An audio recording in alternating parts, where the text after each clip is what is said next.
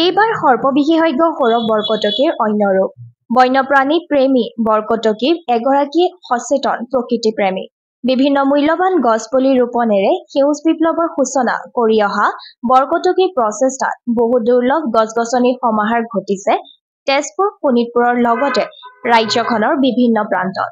ইয়াৰ মাজতে বৰকটকীয়ে এইবাৰ অভিযান চলাইছে নাগচম্পা পুলি ৰোপণৰ। নাগচম্পা এজোপা অসংখ্য ঔষধি গুণ থকা ভাৰতৰ গছ। প্ৰাচীন কালৰে পৰা ঔষধি উদ্ভিদে ইয়াৰ ৰোগ নিৰাময় গুণৰ বাবে মানৱ জাতিৰ বাবে গুৰুত্বপূৰ্ণ অৱদান আগবঢ়াই আহিছে। 2017 চনৰ পৰা বৰ্তমান আজিলৈকে নাগচম্পা ৰোপণৰ ক্ষেত্ৰত তেওঁ কোনো ধৰণৰ চৰকাৰী অনুদান আৰু কোনো সংস্থাৰ পৰা কোনো সহায় নোলোৱাকৈ নিজাববীয়াকৈ এই কাম কৰি আহিছে। একমাত্ৰ প্ৰকৃতিৰ আশীৰ্বাদৰ বাবে হয়তো এই কাম সম্ভৱ হৈছে। পুলি আমি পলি বেগত ভৰাইছোঁ। আজি পুলিখিনি যেহেতু ডাঙৰ হৈছে, পলি বেগ বিচাৰিছে সিহঁতে, সেইকাৰণে পলি বেগত দিয়া হৈছে। এইখিনি আমাৰ বাংগালোৰৰ পৰা গুটি দিছিলে আমাৰ পি শিৱকুমাৰ ছাৰে।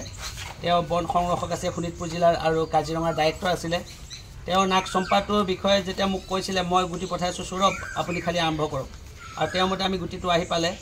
আৰু মোৰ যিহেতু টাউনত থাকোঁ, মোৰ মাটি তাত অসুবিধা হয়, সেইকাৰণে মই মোৰ সৌৰৰ ঘৰতেই পুলিখিনি পচাইছিলোঁ। এয়া মোৰ সৰু দেউতা আছে। দাদা কওক, কেনেকুৱা পুলিখিনি? পুলিখিনি খুব ভাল হৈছে। ভাল হৈছে পুলিখিনি? বাচিব? বাচিব বাচিব। আপুনি কওক এতিয়া কি কয়? পুলিখিনি হ'ব লাগে? পুলিখিনি হ'ব লাগে আৰু ভাল জেগাত তুমি ৰুব লাগে। আপুনি ভাবিছিলে পুলি বাচাব পাৰিম? মইতো প্ৰথম ভবাই নাই। ভাবিছিলে গজিব বুলিয়ে ভবা নাই। তাৰপাছত যেতিয়া বৰষুণ এনেকুৱা বেছি হৈছিলে, তাৰপৰা দেখিছোঁ দুটা এটা ফাটিছে। এতিয়া আমাৰ ইয়াত 40টা পুলি আছে। মচিনী কোৱা, মচিনীৰ প্ৰথমৰ পৰা আছে গুটিখিনি পচোৱাৰ পৰা। এই গুটিবোৰ পচোৱাৰ পিছৰ পৰা ইমান ধুমুহা বৰষুণ পৰা পুলিবোৰ যে বাচিব সেইটো আশা নাছিলে। কিন্তু আমাৰ তেওঁৰ হেৰিত তত্বাৱধানত পুলিবোৰ ৰুইছিলে, বাচিলে পুলিবিলাক।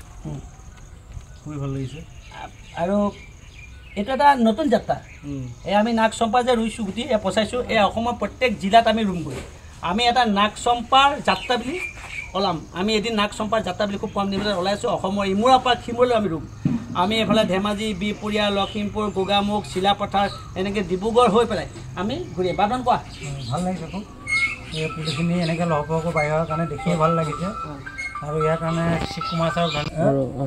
শিৱকুমাৰ ছাৰকো ধন্যবাদ দিব লাগিব, লগতে আপোনাকো ধন্যবাদ দিব লাগিব। মচিনুদা আছে আৰু মোৰ দেউতা আছে। ইয়াৰ দেউতাই বহুত কষ্ট কৰিলে পুলিকেইটাৰ কাৰণে। মিছা কষ্ট কৰা বেছি নাই। তেখেতক ধন্যবাদ দিছোঁ আৰু সকলোকে ধন্যবাদ দিছোঁ। পুলিকেইটা যেন আমি সকলো অলপ সময় লগাব পাৰোঁ, তাকে কামনা কৰিছোঁ। আমি প্ৰথম গছজোপা তেখেতৰ হাতোৱে ৰুম। আমি প্ৰত্যেকে এতিয়া ৰাইজলৈ এজোপা দেখুওৱা নাগচম্পা। আহা ওচৰলৈ বিকাশ, আমাৰ বিকাশে ফটো দি আছোঁ। নাগচম্পা, এই নাগচম্পাই আমাৰ পৰিচয় হ'ব, এই নাগচম্পাই আমাৰ যাত্ৰা হ'ব। ধন্যবাদ।